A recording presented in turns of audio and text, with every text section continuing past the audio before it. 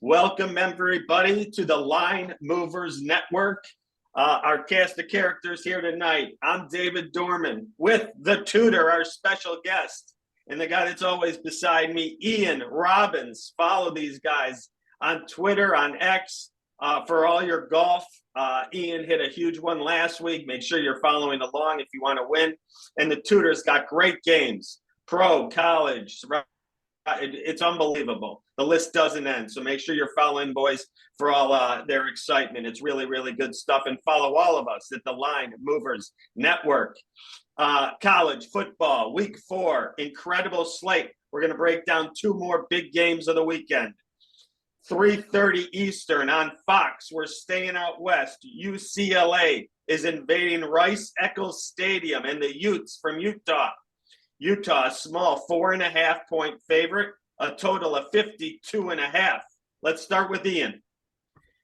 It was an interesting game. This is kind of a game where I think we start to see the Pac-12 kind of, eat itself up a little bit. 2 of the better teams in the top half of the league for sure. One team that's been there, Utah, that has a little bit of question marks with their senior leadership at quarterback.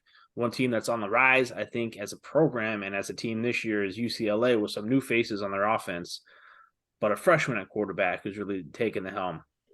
And that's what it comes down to me is this quarterback play here. Is Cam Rising back for Utah? It seems like they've been trending in this game. They're just waiting for clearance from the doctor. But Coach Whittingham's always been tight to the vest with how he's treated, especially Cam Rising in the past. And gut feeling says they've been eyeing this game for him to play. I don't know how that shakes out. I don't know how it looks. Nate Johnson came in and has really given a spark to that Utah offense as a dual threat quarterback. He's been good with his legs and his feet. They're a little light at running back, losing Michael Bernard. Jaquindon Johnson's been pretty good, but I think Nate Johnson's not going Jaquindon Jackson. Nate Johnson's not going anywhere as a dual threat quarterback. He's going to play regardless whether Cam Rising starts or not. But I think that's the big question. Is he going to play? If he plays, how effective is he going to be? Because this could get away from them. Because on the other side, UCLA has been a team that's looking really, really, really, really good. They got some new transfers in. They got this freshman quarterback, Dante Moore, 5-star, big, highly recruited. But once they gave him the keys, they have looked fantastic. They got 2 great running backs, including transfer from the MAC in Carson Steele, and he's been tremendous. I really like him. He's a pass catcher. He's a grinder. He's got big playability. He's a really good player. They also got a transfer wide receiver, Jason Sturdivant from Cal, and he's been the number 1 target. And I just really like the way that offense has come together for Chip Kelly. I like that team. I think that team has a little bit more talent than Utah. Going to Utah to play is not going to be easy. Going to altitude is not going to be easy. I do think that even if Rising plays, the rust factor's there. I think the question mark, instability, flow of Utah is going to really show. And I think that the freshman's going to shine there for UCLA. I actually like UCLA to win this game outright in a lower scoring game, a little more grind of a game, but I think UCLA is going to get it done. Both games in the 20s, probably about 27-17 there. Great take. Break it down for us, Tutor. Yeah, the line suggests that Cameron Rising is playing. I have a long shot on Rising to win the Heisman, so obviously that's out of the play, unless unless they just go undefeated, make a huge Pac-12 run. But I'm telling Vegas right here, not so fast, because UCLA is very legit, and Chip Kelly is still a thing. He's a very, very good coach, and Rising's going to be a little rusty. He hasn't played yet. And Dante Moore, he's just getting better and better.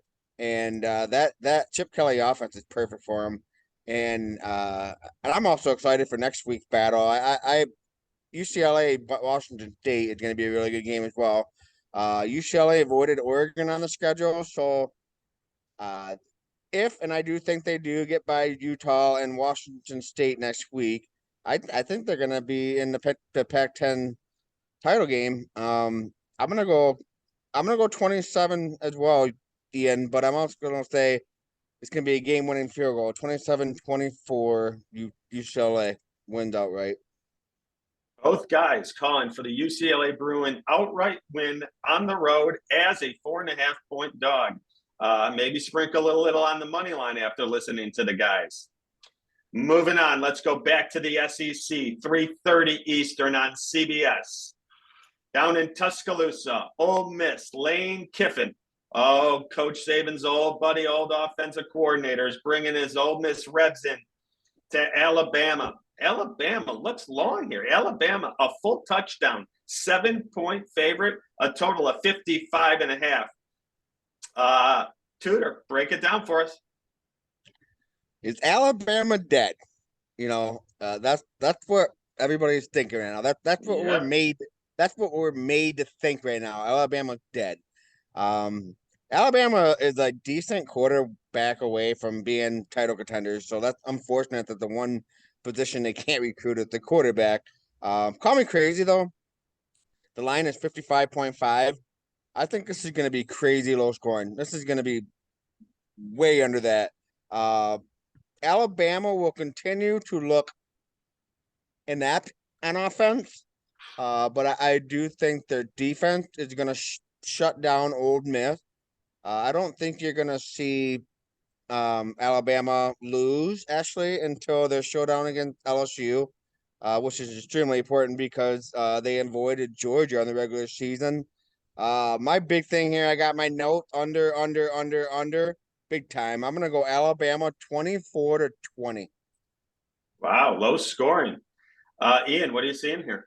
Yeah, so that's an interesting game for me. And in looking at this matchup, especially from the offense perspective, Ole Miss is coming in with some talent, but they also got some questions with the injuries, and they had a lot of players on the outside transfer in. You're talking about receivers, tight ends, a lot of skill positions transferring, including a backup quarterback who started 4 years at Oklahoma State, Spencer Sanders, but he's transferring to be a backup. I don't understand that one too much.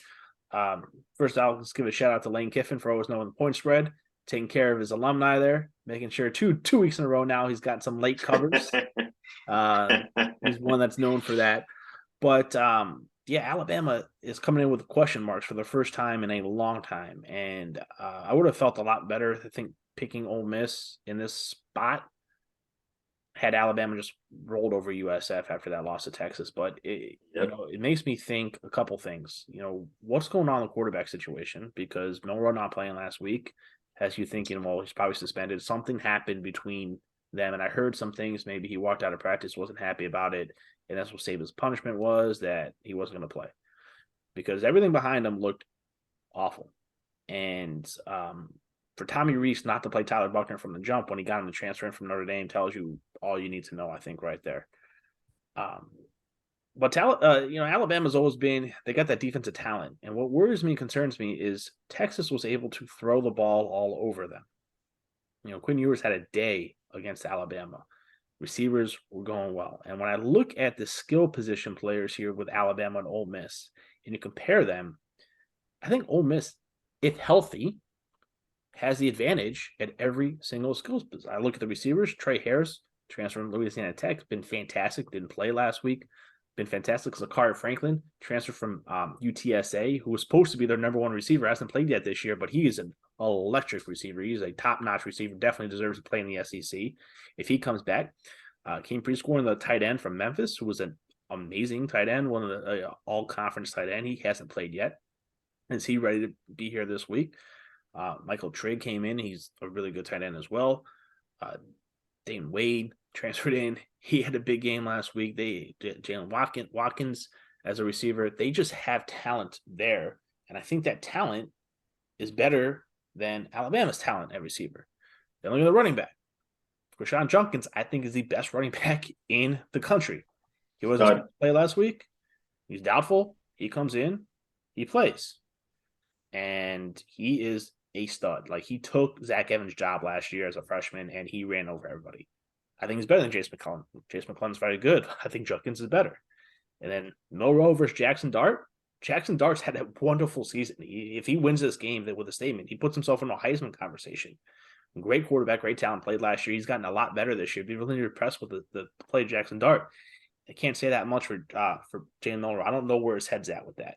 So that being said, I think Ole Miss has a real chance to win, but I think you can get it early. think you watch this game, you watch the first quarter, you see where Alabama is. They come out firing.